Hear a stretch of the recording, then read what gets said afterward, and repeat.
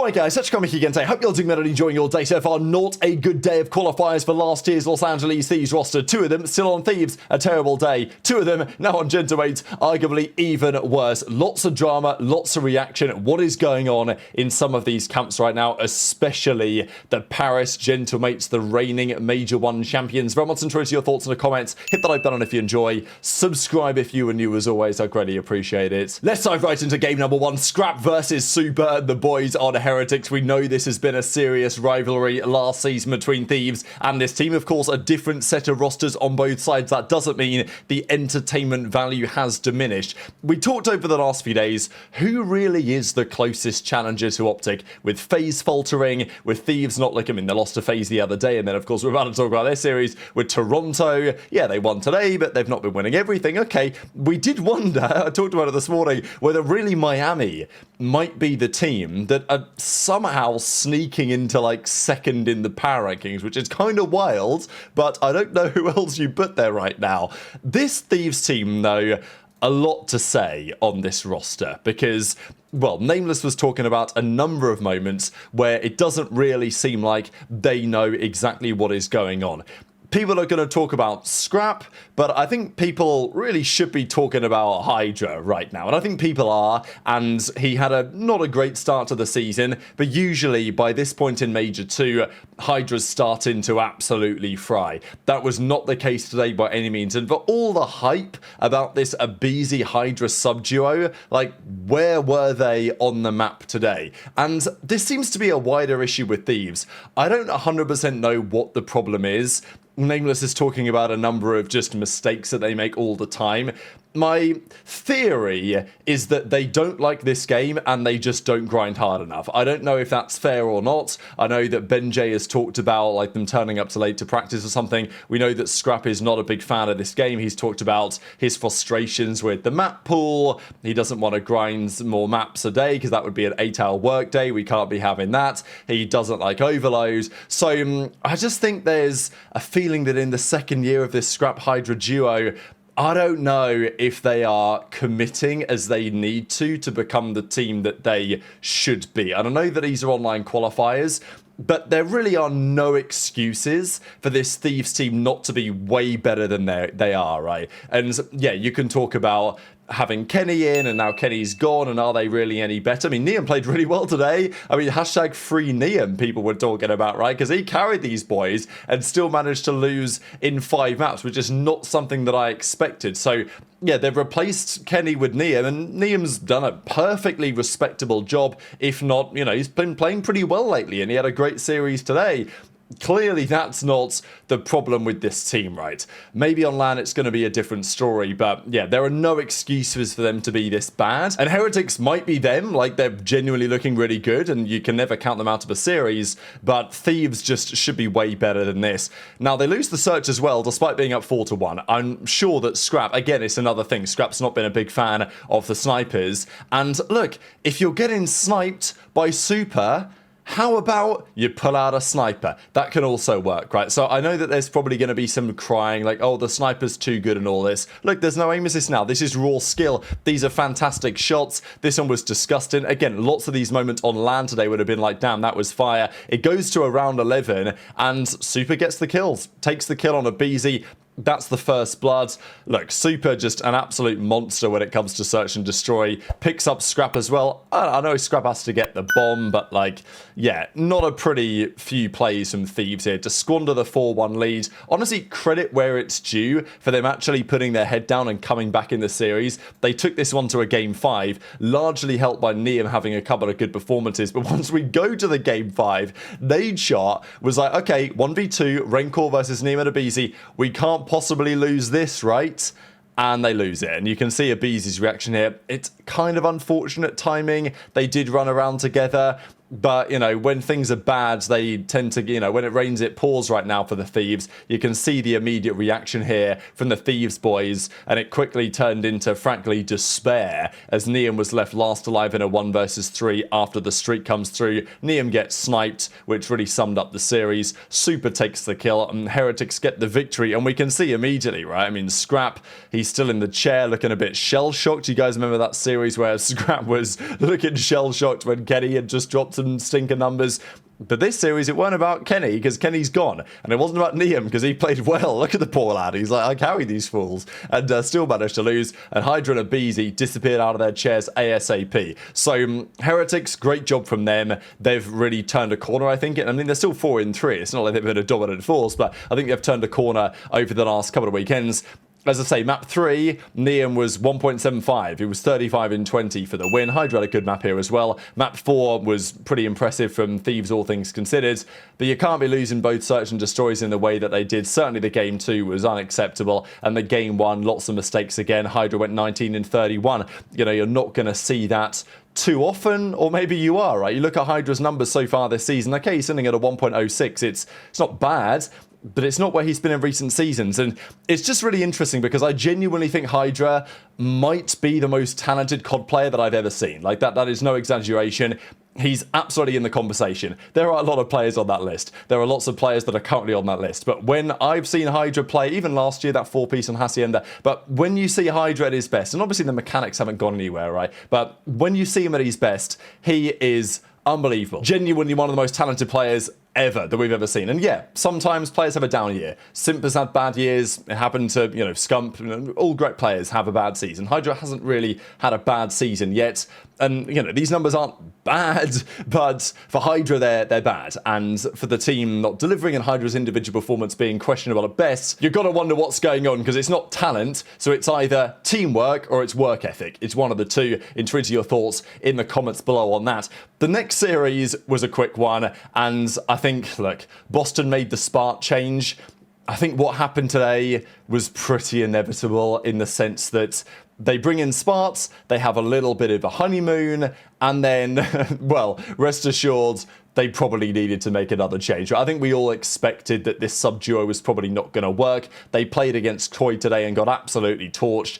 I don't know what they were thinking choosing this Den. I mean, right at the end of this map, they were getting embarrassed. Like, they could not buy a kill in spawn, and eventually Toronto put them out of their misery with the 8th capture of the game to get over the line. GG. I mean, you're not going to see too many 8-0s on Overload in general, but yeah, Joe picks up the 2-piece, he picks up the device, he puts it home for the 8-0, and that was GG, and he was absolutely loving it. So 8-0, and JoeDeceives was like, well, we'll see that in a second, but Boston watched Koi get belted on exposure overload yesterday, and their idea coming into today was to pick Den against Koi. And as Joe says, I guess they didn't learn about the Den veto, because that's the map that East Boys on Toronto really like, and Joe's like, no, you can't be serious. They didn't pick it, did they? Surely not. But yeah, they did. They picked Den overload, and they got absolutely torched. So yeah, Purge had a 0.5 this series. But on the Toronto side, it was really all about Insight, who had just an absolutely sensational performance. Given that for Toronto, there was a similar talk. They brought in Kips. It was like, oh, maybe that's not enough. Do they need to change Insight as well? But since Kips has come in, Insight's turned a corner. His consistency has been, well, to be honest, he's not been that consistent. He's been either a 2.0 or a 1.0 or 1.5. Like, he's been all over the shop in terms of KDs, but it's been, you know, for the better generally. Whereas on Boston, again, Purge just gets giga slammed. Spart had his first bad series here. Yeah, that team is not really moving in the right direction, and it looks like they might not even be going to Birmingham as it stands, which is a bit of a problem to say the very least. Just to quickly look at Insight's numbers, I guess, over recent series that he's played. Yeah, he's averaging a 1 flat, which probably won't surprise you because his series have been all over the place. Look, he had a 0.7 against Falcons, but 1.33, 1.1, 1.1, 2.0, right? Like, it's been all over the place, but generally in a good sense. And every series they play is only 3 maps as of late. OpTic got the job done against the Ravens. Ravens put up a reasonable fight in this series, especially given that within the first 20 seconds of the map, Huke had full streaks. So, you know, there it is. Best player in the game right now, Huke. I think you can very much make the case. Best AR, probably still lean Merc, right? Like, he's been #1 for some time, and I don't know how else you put over Mercules really right now. But in terms of SMGs, I think Huke has done enough over the last few days to cement the fact that he's the best sub in the game and is quite possibly the best player in the game right now. But they do still lose the game one. Shotzzy had a pretty rough map here on the black card. It was cool to see them play black card at least, because we see them scrim it a lot and we see them do well on it in scrims. So I was fascinated to see how it would go, but they lost it. So they might not pull that one out again. Ravens get the game one win. There was some crazy timing on the game two, but eventually opt to get the win courtesy of a phenomenal snipe out of Dashy. So again, the sniper was causing play today, but it was at height moments, right? Like, I don't buy the idea that this sniper is crazy overpowered. And even if it is overpowered, you get one as well, right? It is what it is. You can do it too. Phase up, baby. So anyway, Dashy gets a kill with a pistol onto Exceed.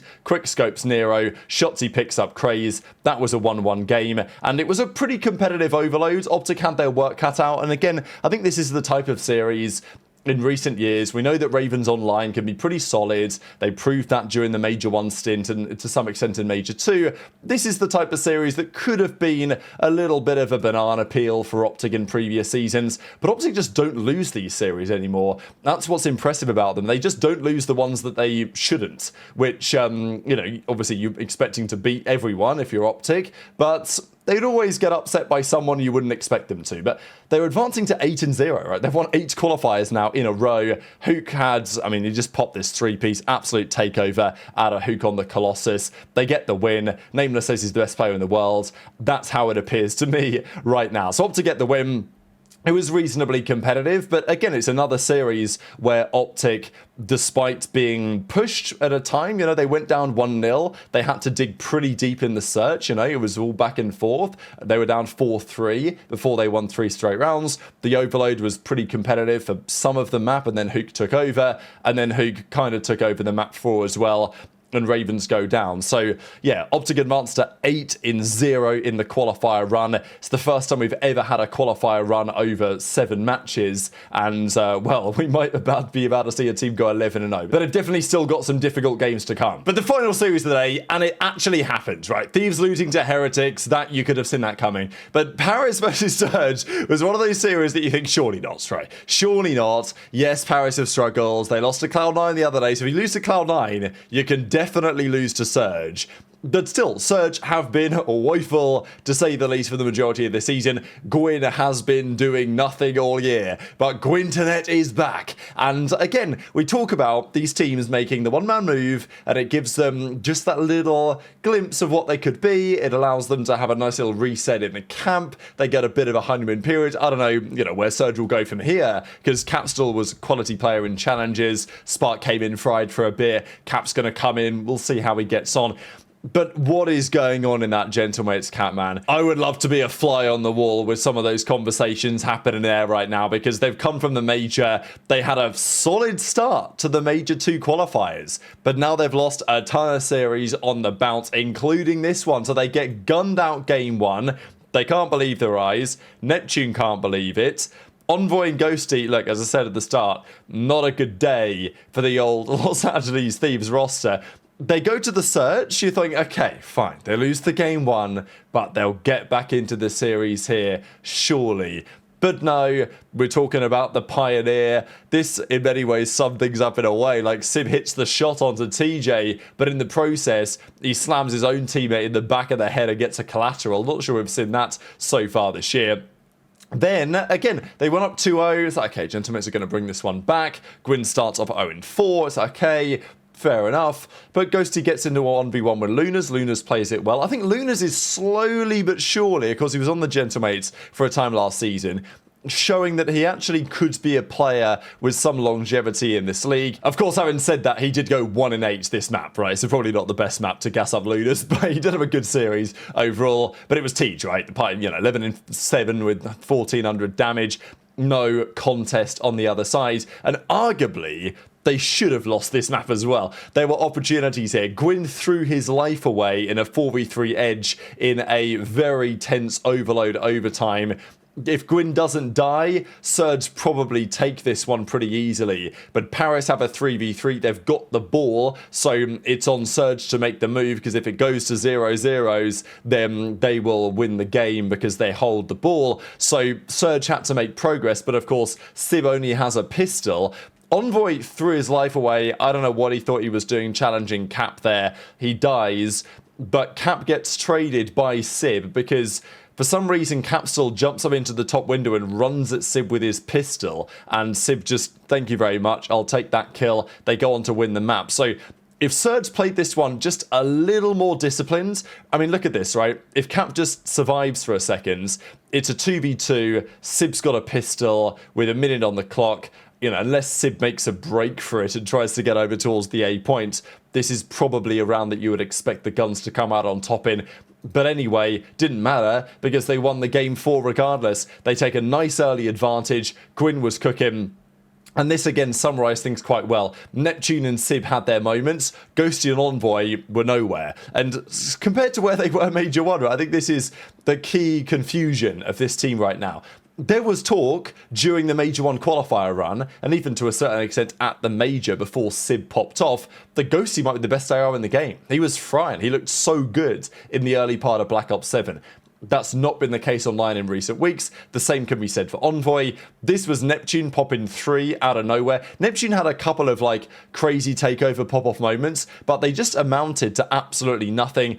And again, this was another, like, just summed up things. Envoy falls off the map about half a second after this as Surge go up big and they go on to close out the map. Fummel said they were, you know, they even tried the lights off strat today and it still didn't work. So Gentleweights go down again, and from a 3-0 start, they are now sitting at 3-4. Gwinn drops a 1.5 on their head. Envoy has a 0.6.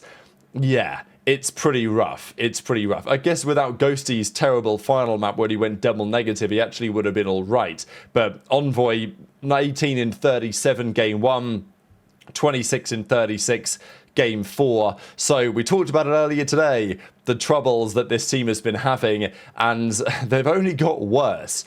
So very much interested in your thoughts in the comments. Not sure where these teams today go from here, but it's kind of inexplicable how the Major 1 champions currently look like the worst team in the game. Hit the like button if you enjoyed, subscribe if you're new, take care, and I'll see you next time.